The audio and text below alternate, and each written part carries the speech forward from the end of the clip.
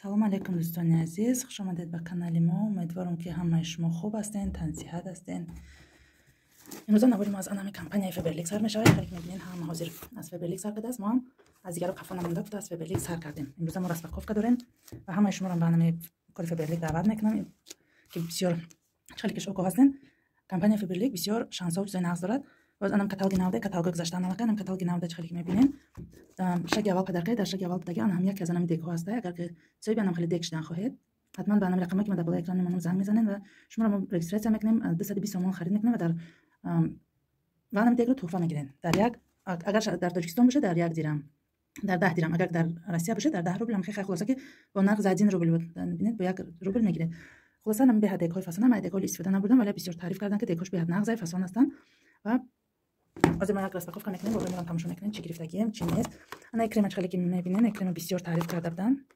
Креми от Belvetel бисёр барои чӣ кардан? От Belvetel крем для лица. Бисёр доғҳо ҳама ҳамон чизоеро ранес мекунам гуфтанд. Боз дар ҷа чи аст? Креми зима, бисёр на крем хушрай. Ани масла барои мӯи сар резондани мӯи саро кам кардан. Боз дар ҷа мо чӣ дорем? На средства барои духовка шудан, дег шуштан, гуфти кабоки барои ҳама чиза намроғани барои кухни як чизе аз ҳама дар кори лозимӣ аст ки ҳама чиза ба ҳама мешувем. Боз дар ҷа ультракондиционер для белья ки ам бӯи хушрӯ мекунад, беҳад либосо бӯи хушрӯ мекунанд бӯи. Ана иш концентрированный моющие средства барои нами шуштани пол, мол, барои ҳама чи шуштанай. Боз чиз гирифтагием дар ҷа. Хеле освежитель, беҳад бӯи хушрӯ дорад. Дар ҷа падаркаҳои шаги ма ҳам ҳастанд. Ҳозир ман нишон медиҳам ки ма чиё аз ё кадомша падарка гирифтагием. Ана барои анами активный крем для коррекция фигура, термоэффект, коррекция фигура барои анами дуруст барои занҳо бисёр зида хурия. Ва ана крем гирифтам барои по, барои анами кроссовки кетида мепӯшиканд дар по арақ мекунад, чӣ мекунад, аз ами истифода мебаред, бисёр нағз аст. Мужской дида даранд. ҳама ёро мебарам ва мекунам барои чанд бисёр чизҳои даркорӣ ва чанд. Ана собунҳо, шаи собунҳо аллакай ма истифода бурдам. Дар ҳақиқат собуни ягон намуд запах чизо надорад, фақат чиз зуре ки вақте дар ҳам собунҳо наг мемонӣ беҳуда об шуда хеле мисли дига собунҳо вори хеле чӣ намешавад. Чо собунҳои дига мулоим мешаванд, чӣ мешаванд, ё хеле нест. Боз дар ҷа ҳозир ана ботаника маскаша гирифтам барои мӯи сар. Мӯи сарам нағз. Ана шампуни Морозко. Боз ҷуда чизое ки гел для душ 8 элемент. Ами 8 элемент ма чанд бор гирифтагием. Духиша беҳад духиш фасон аст. Аллакай нададан духиш истифода бурдагием, аллакай тамом шудагием. Душ беҳад фасон аст. Инҷа наборша бальзам после бритья, гел для душ, гел для бритья. Шампунш аллакай тамом шуд. Ва ҷа шампуни ботаники дигар дорем. Боз чӣ дорем инҷа? Крем паста для чистки металлических поверхностей. Ана барои анами каструлка ва чизоям хеле шудан беҳад хушрӯй. Ай истифода бурдагием ам. Боз ана навшейдов гирифтам. Бисёр хушрӯй барои шудан пӯза кардам. Баъд анами креми барои по бисёр таъриф кардам, бальзам для стоп. Духтаро бисёр таъриф кардан намирам ва ман якум бор гирифтам, вале истифода набурдам. Боз дар ҷа нака дар ҷа як таи дига экстра фреш айна хеле гирифтам. Ирам истифода бурдаги нестам, нав ҳаста, ирам истифода бурдаги нестам. Анака падаркаҳое ки мо дорем, падаркаҳои шагим падарка омадагианд. Ягон компания Faberlic бисёр чизои хуб дорад ки боз падарка мета. Наҷата зубной паста, детский зубной пастаишам хушрӯй. Анака падаркаҳое ки ман дар шагҳо гирифтагиам. Ман як ҷоя ҳамаша амда падарка чиза як ҷоя гирифтам. Найдам да тадухи манда падарка омад, аз шаги сеюмон буд. Боз ана ина ёш. Ана падарка якум да як ҷои дигар буд, баъд падарка якум да ман чӣ гирифтагидам?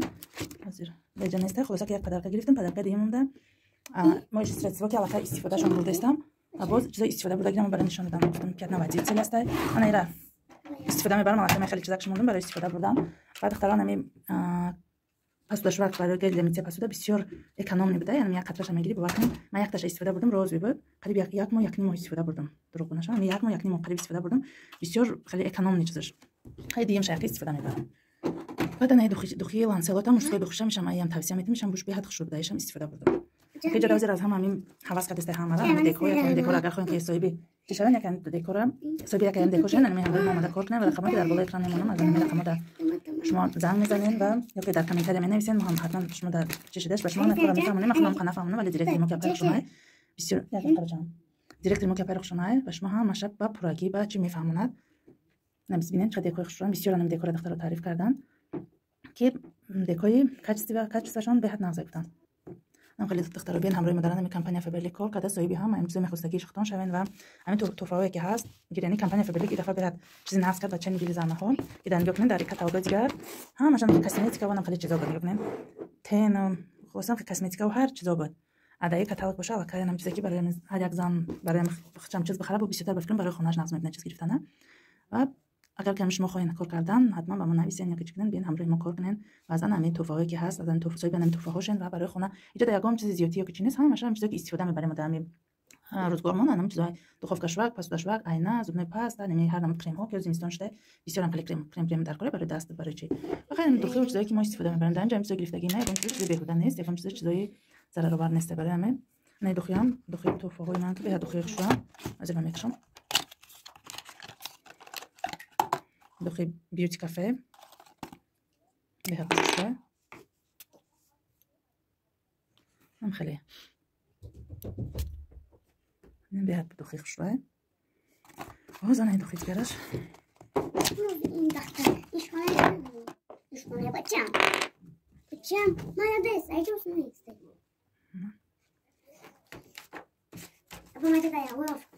بس ممكن تتكلم أنا مخلي اختارهم أنا مخلي اختاروا بين هم روی ما کار کنن و صاحبی هم خیلی کزم توفاهاشن و منم چیز در کاری که برای خود میخرن نمیذارم میخرن و با صاحبی هم خیلی پدرکاویش میشن و چیزی که نمیفهمن جدا بسیار گروپ خوبه دخترها هستن باز دیرکترمون بهترین دیرکتره به هم چیزی که نمیدونن همش به شما میفهمونن راه کار کردن یاد میتین شما ده و خلاصه که از این کار کردن تو پشیمون نمیشید بیاید یک جا کار میکنه و صاحبی هر چی آرزو چیزی که داریم صاحبی نمیشه میشن نمیشه ما همش گرفتم یا یکم تاش برای زکات یا برای چینه هم یه چیزی برای خودم گرفتم البته برای به زکات چیزا را سپاریدم از سبب وقت کم بودم باور کنید ویدیو نکردم منم برای چند چیز گرفتم اگر یکم صورت داری باشه در مخ میمونم که من برای زکات بدم دیگراش همش برای انمی برای که خودم دای انمی اکرمی چه بسیار تعریف کردن ابل ویش کریم برای دوغ دوغ از انمی گرفتم برای خودم چه باشه دیگراش هم همش زبنه پاستا برای کودکو اش برای میسر ریختن ایناش برای خونه خلاصه که همش چیزایی هم در کاری خونه یا یکم تاش برای زکات نیستن خیلی همش ما رو به کار دعوت میکنیم اومده همراهی ما در کمپانی فیبرلی کار کنیم خیلی دوستان عزیز ویدیوهای ما رو انتظار دارین و کوشش میکنیم که خیلی بسیار کمتر